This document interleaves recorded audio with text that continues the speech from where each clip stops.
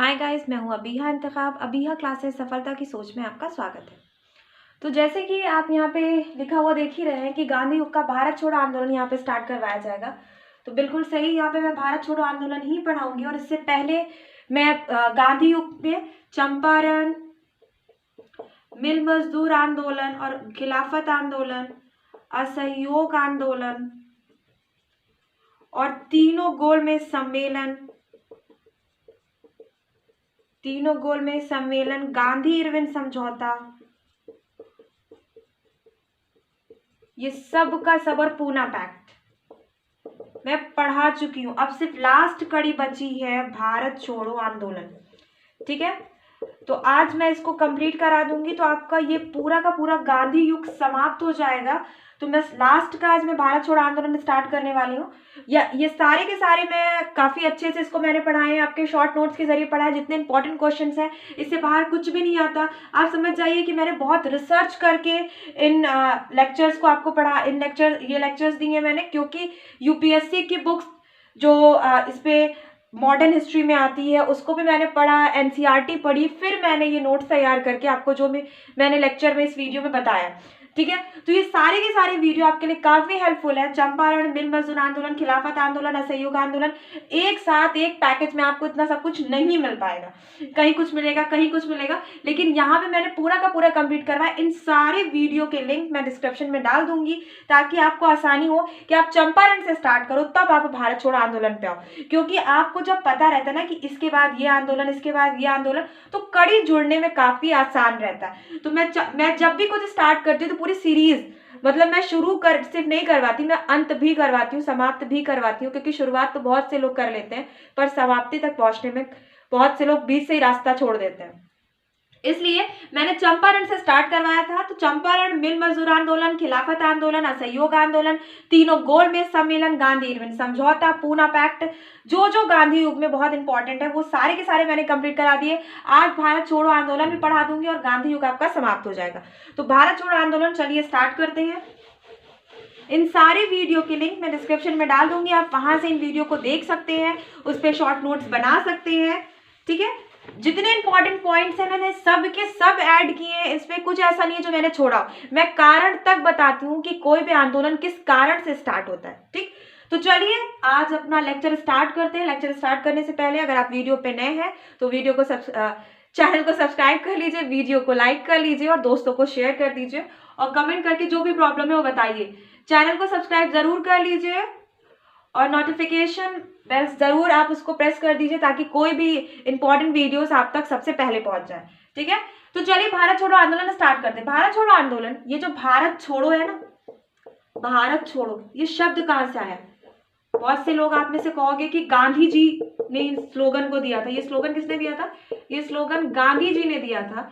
नहीं, ऐसा नहीं है। बहुत से इतिहासकार मानते हैं कि मेहर यूसुफ अली, ठीक है, मेहर यूसुफ अली, ये यूपीएससी का क्वेश्चन है। ठीक है, यूपीएससी, मेहर यूसुफ अली ने इस स्लोगन को गांधी जी के सामने प्रस्तुत किया था और गांधी जी ने इस स्लोगन को एक्सेप्ट कर लिया था, मान लिया था। मेहर यूसुफ अली ने इस स्लोगन को दिया था भारत छोड़ो, जिसे भारत छोड़ो आंदोलन के नाम से आगे पेश किया जाता है। तो भारत छोड़ो जो स्लोगन था वो मेहर यूसुफ अली का था, जो गांधी जी के सामने प्रस्तुत किया गया था। इसके जो आप बोल सकते हो कि साक्षात लिखे हुए साक्ष्य कहाँ पे मिलते हैं? गोपाल स्वामी की पुस्तक, गोपाल स्वामी की पुस्तक गांधी एंड बॉम्बे में गोपाल स्वामी ने स्वयं लिखा है कि मेहर यूसुफ अली ने भारत छोड़ो स्लोगन गांधी जी के सामने प्रस्तुत किया था और गांधी जी ने उसे एक्सेप्ट कर लिया। पुस्तक का क्या नाम है? गोपाल स्वामी की पुस्तक है गांधी एंड बॉम्बे। ठीक है, तो यहाँ पे क्या देखने को मिलता है कि मेहर यूसुफ अली के द्वारा ये लिखा गया स्लोगन था और गांधी जी के सामने से प्रस्तुत किया गया और गांधी जी ने एक्सेप्ट कर लिया। अब देखते हैं भारत छोड़ो आंदोलन क्यों 1942 में स्टार्ट किया गया, क्या कारण था? देखिए 1942 आपको कुछ समझ में आ रहा है? कौन सा टाइम है? दूसरा विश्व युद्ध 1939 में स्टार्ट होता है दूसरा विश्व युद्ध और 1942 में ये आंदोलन स्टार्ट हो जाता है। क्या कारण है, क्या वजह है कि इतने 3 साल के गैप में ये आंदोलन स्टार्ट हो जाता है? सबसे इंपॉर्टेंट वजह यह है कि ये आपको जो 39 में यहाँ पे दिख रहा है, 1939 में जो सेकेंड वर्ल्ड वॉर स्टार्ट होती है, और इसमें क्या देखने को मिलता है ना, भारतीयों का काफी शोषण हो रहा है, का शोषण होता है। क्यों? क्योंकि ब्रिटिश गवर्नमेंट जबरदस्ती यहाँ से सैनिक उठा के ले जाती है, जबरदस्ती यहाँ से जितने खादान है यहाँ पे पूर्ति हो नहीं पाती भारत में, और ये क्या करते हैं, अपने सैनिकों की पूर्ति के लिए जहाँ पे युद्ध हो रहा है वहां पे ले जाके उसको डिलीवरी कर देते हैं। तो यहाँ पे काफी खराब स्थिति हो जाती है, ढंग से भारत का शासन ब्रिटिश गवर्नमेंट नहीं चला पा रही होती है, और उसका पूरा ध्यान द्वितीय विश्व युद्ध की तरफ लगा रहता है। तो ये सब चीजें देखते हुए, और एक 1942 में सबसे इंपॉर्टेंट चीज है, जापान इंटर करती रहती है। जापान, ये वो टाइम रहता है जब द्वितीय विश्व युद्ध में जापान सबसे मजबूत स्थिति में रहती है।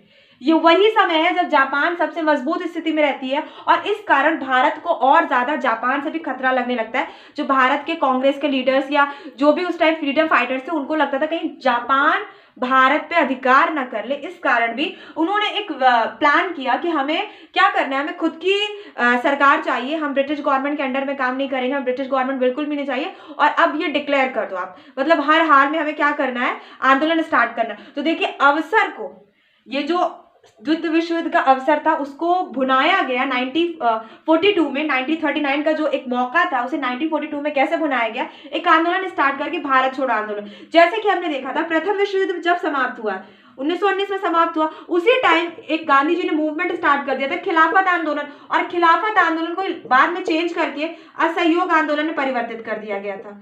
ठीक है, ये सब कुछ मैंने डीपली पढ़ाया है वीडियोस में, ठीक है, जिसको मैंने स्पेशल सिर्फ खिलाफत के लिए बनाया है, फिर असहयोग के लिए बनाया, उसमें मैंने काफी डीपली इन दोनों को पढ़ाया। ठीक है, तो 1990 में क्या होता है कि खिलाफत आंदोलन, 1990 जो फर्स्ट वर्ल्ड वॉर होता है, उसी समय गांधी जी इस अवसर को जाने नहीं देते और इस मौके को भुनाते हैं खिलाफत आंदोलन और इसके बाद असहयोग आंदोलन के रूप में। तो यही चीज यहाँ पे भी इस अवसर को भुनाया जाता है। देखिए अवसर आते हैं, सबके पास आते हैं, लेकिन सफल वही होता है जो अवसर को भुना लेता है और अवसर का, मौके का फायदा उठा लेता है। ठीक है, मैं गलत वे में नहीं कह रही कि मौके का फायदा हमेशा गलत चीजों के लिए नहीं, सही आप अपने रास्ते पे, जिस रास्ते पे हो, अगर आपको मौका मिल रहा है तो आप उस पर भरपूर मेहनत करो और अपनी सफलता प्राप्त करो, तभी आप जीवन में आगे बढ़ सकते हो। ठीक है, तो वही होता है, ब्रिटिश गवर्नमेंट को हटाना कोई आसान काम नहीं रहता। तो जब जब कांग्रेस के लीडर्स या फ्रीडम फाइटर्स को मौका मिलता था, मौके मिलते थे, वो उसका भरपूर फायदा उठाती थी और एक बड़ा मूवमेंट चला देती थी। ठीक है, तो वही यहाँ पे होता है 1942 में। हम क्या देखते हैं, 1942 में 8 अगस्त को अखिल भारतीय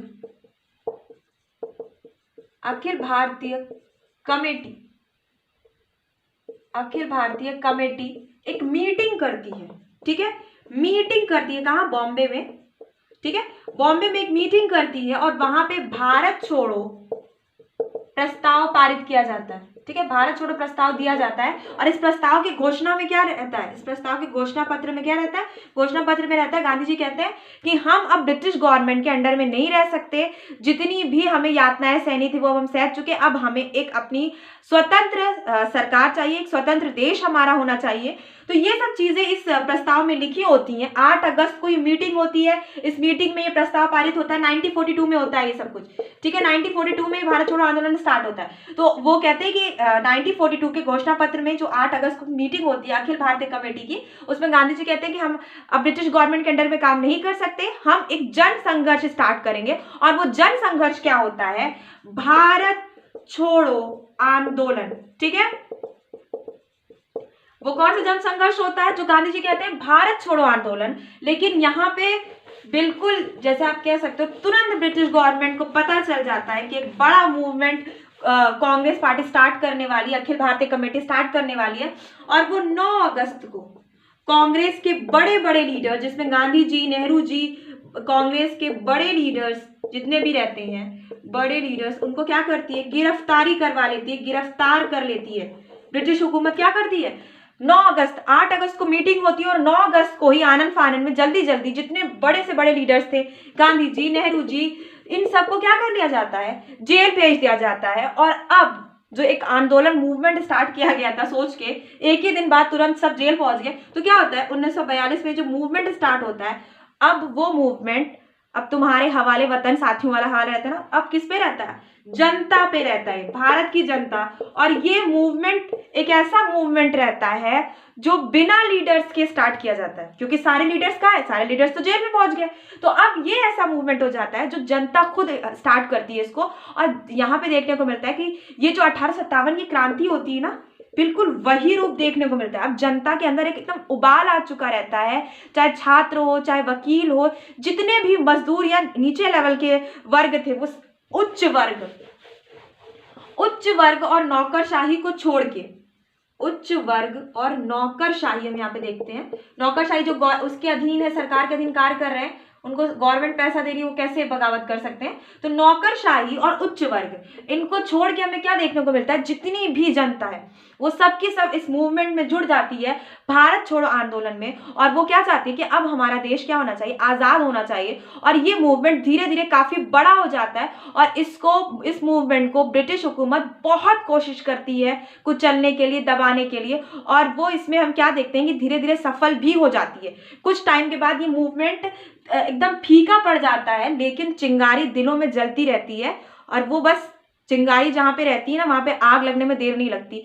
चिंगारी बन के वो बंद हो जाती है, लेकिन चिंगारी दिलों में जलती रहती है। आग तो नहीं रहती, लेकिन चिंगारी जलती रहती है। ये मूवमेंट गवर्नमेंट जो रहती है, ब्रिटिश गवर्नमेंट, वो दबा तो देती है, लेकिन लोगों के दिलों में जो आज़ादी की भावना थी वो काफ़ी प्रबल हो चुकी रहती है, काफ़ी जोर उस भावनाओं में आ जाता है। इस कारण अब हर हालत में जनता क्या चाहती है, आज़ादी चाहती है। अब इसी के बाद 42 के बाद हम क्या देखते हैं, सबके सब लीडर जेल में ही हैं।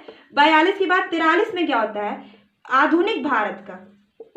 आधुनिक भारत के इतिहास में सबसे बड़ा अकाल पड़ता है। कहाँ, पश्चिम बंगाल में सबसे बड़ा अकाल हमें देखने को मिलता है।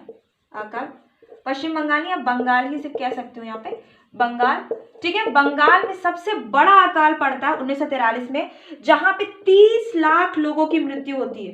कितने लोगों की, 30 लाख लोगों की मृत्यु हो जाती है। ऐसा क्यों होता है, इतने लोगों की मृत्यु कैसे हो जाती है? होता क्या है कि एक तो अकाल पड़ा रहता है, और अकाल पड़ने के कारण जो थोड़ी बहुत भी फसल हुई रहती है, वो फसल को ब्रिटिश गवर्नमेंट क्या कर देती है, अपने सैनिकों तक पहुंचा देती है। चावल की जितनी भी फसल हुई रहती है, अकाल के बावजूद जितनी फसल होती रहती है, वो सबकी सब ब्रिटिश गवर्नमेंट अपने सैनिकों को पहुंचा देती है, ताकि उनको कोई कमी ना हो और वो लड़ने के लिए तैयार रहे। तो ये सब स्थिति होने के कारण 30 लाख लोगों की मृत्यु हो जाती है। और ब्रिटिश गवर्नमेंट का ये नजरिया देखकर लोगों के अंदर गुस्सा आ जाता है, बहुत आग आ जाती है कि अगर ब्रिटिश हुकूमत चाहती तो शायद इतनी मौतें ना होती। ये सब चीजें थी जो हमें देखने को मिलता है 1947 की आजादी की तरफ एक एक कदम बढ़ा रही होती। तो 1943 में एक काफी उबाल स्टार्ट होता है बंगाल की तरफ से। तो धीरे धीरे हमें देखने को मिलता है कि अब पूरा भारत आजादी की तरफ बढ़ रहा होता है। और फिर स्थिति हमें आ जाती है 1945 की, ठीक है। 1945 वो टाइम जब द्वितीय विश्व युद्ध समाप्त हो चुका है, ठीक है।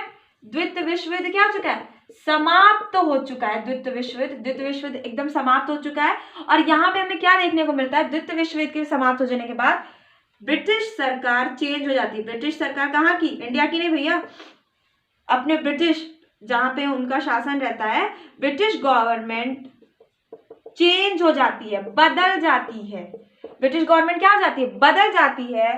कंजर्वेटिव पार्टी की जगह अब लेबर पार्टी आ गई थी। लेबर पार्टी, अगर आपने कार्ल मार्क्स की थ्योरी पढ़ी है, ठीक है, तो उसको आप लेबर पार्टी समझ गए होंगे किस पार्टी को मैं बोल रही हूँ। तो कंजर्वेटिव पार्टी की जगह पे अब कौन सी पार्टी आ जाती है, लेबर पार्टी आ जाती है। तो लेबर पार्टी वो पार्टी हो जाती है जो कांग्रेस जो भी समर्थन मांग रही होती है, जो भी आवाज उठा रही होती है, उसको लेबर पार्टी मान लेती है, उसके समर्थन में रहती है। तो अब तो कोई सवाल ही नहीं उठता कि वो भारत में शासन को कुछ लेगी या कुछ भी करेगी। तो लेबर पार्टी आ जाती है। एक मुख्य कारण ये भी होता है ब्रिटिश हुकूमत का भारत में धीरे धीरे पस्त होना, धीरे धीरे उसका आप जैसे देख सकते हो कि यहाँ से शासन को अपने दूर ले जाना। तो पहला इंपॉर्टेंट पॉइंट क्या हो जाता है कि आज़ादी के लिए और ब्रिटिश हुकूमत की जो रीढ़ की हड्डी टूट रही होती है। पहली कि वहां पे क्या होता है, ब्रिटेन में क्या होता है, गवर्नमेंट चेंज हो जाती है पूरी की। ब्रिटेन में गवर्नमेंट चेंज होने के बाद कंजर्वेटिव पार्टी की जगह पे लेबर पार्टी आ जाती है। और ये लेबर पार्टी वो रहती है जो कांग्रेस का समर्थन करती है कुछ तथ्यों को लेके, और वो इंपॉर्टेंट तथ्य क्या रहता है, भारत की आजादी भी उस तथ्यों में रहता है। तो जब लेबर पार्टी भारत की आजादी का समर्थन कर रही होती है तो वो कैसे यहाँ के मूवमेंट को कुचल सकती है।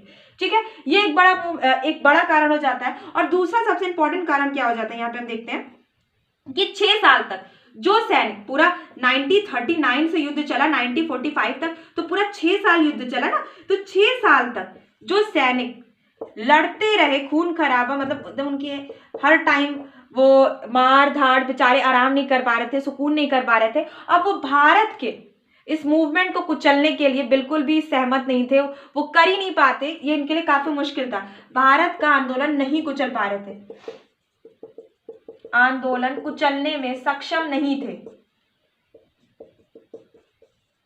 सक्षम नहीं थे। ये भी कारण था ब्रिटिश हुकूमत की, जैसे आप बोल सकते हो रीढ़ की हड्डी टूटने का। तो यहाँ पे हम क्या देखते हैं, कंजर्वेटिव पार्टी की जगह लेबर पार्टी आ जाती है, ब्रिटिश हुकूमत इससे भी थोड़ी लो में आ जाती है। दूसरा हम देखते हैं कि जो 6 साल तक सैनिक लड़ रहे होते हैं, देखिए ब्रिटेन की जीत तो होती है द्वितीय विश्व युद्ध में, लेकिन सैनिक एकदम हार चुके रहते हैं, थक चुके रहते हैं, 6 साल से लड़ रहे हैं। 6 साल से लड़ने के बाद अब वो भारत के इस मूवमेंट को नहीं कुचल पाते। तो यही हम देखते हैं कि क्या होता है, भारत के इस मूवमेंट को उनके कुचलने की बात नहीं रहती, ये सब चीजें। और फिर क्या होता है, इसी आग में तेल कब छिड़का जाता है, जब 1986 में एक हड़ताल, जिसे आप बोल सकते हो एक विद्रोह हो जाता है। कहाँ, नौसेना, यानी जहाजियों में एक विद्रोह हो जाता है सरकार के खिलाफ, वो विद्रोह कर देते हैं। और इसके बाद तो भैया समझ जाइए विद्रोह का एक दौर स्टार्ट हो जाता है। 1946 में ही रेड हड़ताल, उसके बाद 1946 में ही डाक की हड़ताल।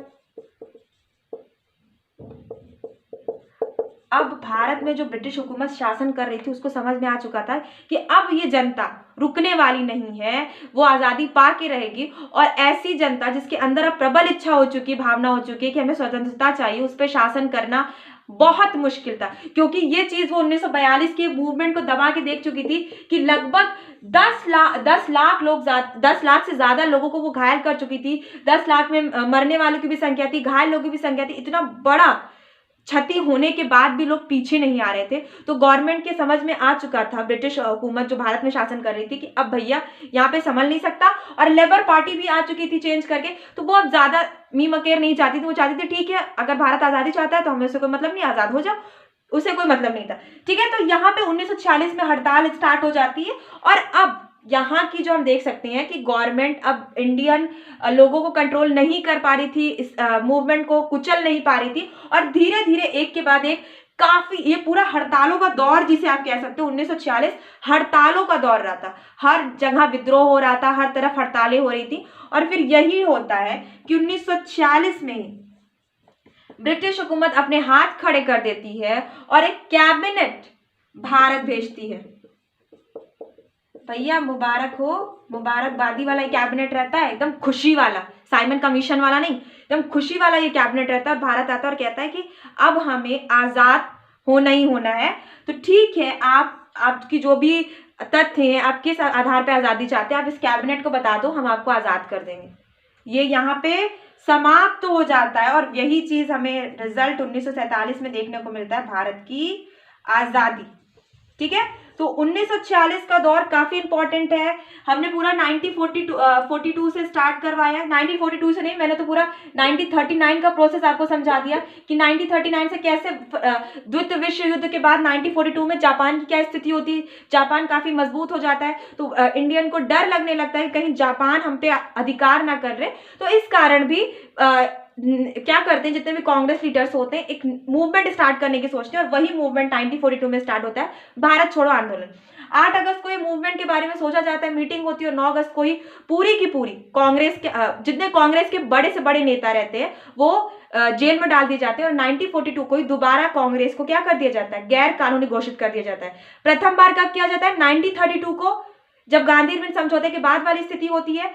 असहयोग आंदोलन जो सविनय अवज्ञा आंदोलन चलता रहता है, उस टाइम गैर कानूनी घोषित कर दिया जाता है और 1942 को दोबारा कांग्रेस को गैर कानूनी घोषित कर दिया जाता है। उसके बाद क्या होता है 1943 का बंगाल का जो एक बहुत बड़ा अकाल पड़ता है, उसके कारण लोगों का गुस्सा फूटता है और फिर उसके बाद 1945 में जो युद्ध समाप्त हो जाता है, उसके बाद पार्टी का चेंज हो जाता है वहां पे ब्रिटेन में कंजर्वेटिव पार्टी की जगह पे लेबर पार्टी आ जाती है, वो भी बहुत बड़ा इंपॉर्टेंट कारण रहता है। फिर उसके बाद हम देखते हैं कि विश्व युद्ध समाप्ति के बाद सैनिक पूरी तरह से थक चुके रहते हैं। ये सब स्थिति होने के कारण जो रीढ़ की हड्डी रहती है वो टूट जाती है एकदम से ब्रिटिश हुकूमत की, जो भारत में शासन कर रही होती है। फिर हम क्या देखते हैं 1946 में एकदम हड़ताल और विद्रोह स्टार्ट हो जाता है, क्योंकि अब भारत की जनता रुक नहीं सकती, तो उसे आजादी हर हाल में चाहिए। ठीक है, और वही होता है 1946 में फिर मजबूरन ब्रिटेन हुकूमत, जो ब्रिटेन में हुकूमत कर रही थी, सरकार को भारत में अपनी कैबिनेट भेजनी पड़ती है कि भैया आपकी जो जो मांगे हम मानने को तैयार है, आप किस तथ्य पे आजादी चाहते हो, हम उस तथ्य पे आजादी कर देंगे। उसी का रिजल्ट हमें 1947 में देखने को मिलता है। तो यहाँ पे मैंने पूरा का पूरा भारत छोड़ो आंदोलन कंप्लीट करवा दिया। आज आपका गांधी युग पूरा समाप्त हो गया। ठीक है, मैंने चंपारण भी पढ़ा दिया, मैंने मिल मजदूर भी पढ़ा दिया, मैंने खिलाफत भी पढ़ा दिया, उसके बाद मैंने असहयोग भी पढ़ा दिया, असहयोग के बाद मैंने सविनय अवज्ञा कैसे स्टार्ट होता है, दांडी यात्रा, वो सब भी मैंने पढ़ा दिया। तीनों गोलमेज सम्मेलन भी मैं पढ़ा चुकी हूँ। उसी गोलमेज सम्मेलन के एक ही वीडियो में मैंने तीनों गोलमेज सम्मेलन भी पढ़ाया है, गांधी इरविन समझौता भी पढ़ाया है, पूना पैक्ट भी पढ़ाया है, सब एक एक कड़ी जोड़ते हुए मैंने पढ़ाई सबकी। ठीक है, और आज मैंने यहाँ पे आपको भारत छोड़ो आंदोलन पढ़ा दिया। तो गांधी युग पूरा का पूरा यहाँ पे समाप्त हो गया। इन सारे के सारे जितने भी मैंने पढ़ाए हैं आपको, चंपारण, मिल, खिलाफत, इन सब की लिंक मैं डिस्क्रिप्शन में डाल दूंगी। और आप अगर इसको लाइन से पढ़ोगे तो आपको ये चीज समझ में आएगा, गांधी युग मॉडर्न हिस्ट्री में 50% कवर करता है, 15% एरिया कवर कर लेता है गांधी युग, क्योंकि काफी इंपॉर्टेंट मूवमेंट रहे हैं।